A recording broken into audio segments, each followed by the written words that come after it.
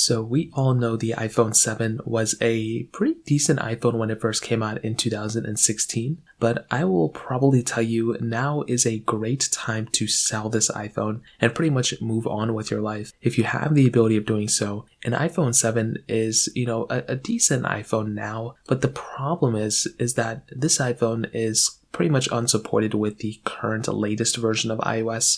It's still getting supplemental security updates on iOS 15, but even that I would say is something to kind of be wary of, because if you wanted to go ahead and get the latest version of the security updates, meaning if you want the most secure version of iOS, you will have to be on the latest version, which is basically iOS 16. And now that iOS 17 is basically like less than a month away, we're talking like 2 or 3 weeks away now, it makes even less sense to go ahead and buy something like an iPhone 7. But if you currently own an iPhone 7, I would probably consider, selling this iPhone as of right now as well. The main reason for this is because the software updates. I've already mentioned this before, but it just doesn't make any sense to have this iPhone anymore, especially when this device is already kind of on its last leg. It might still get iOS 15 updates, maybe for like the next couple of, years, who knows. But if you take a look at any other iPhone that came out right before this, which was the iPhone 6s, I would say one step, earlier than that, which would be the iPhone 6. That iPhone, for better or for worse, it lasted for a long time on iOS 12 and everything, but even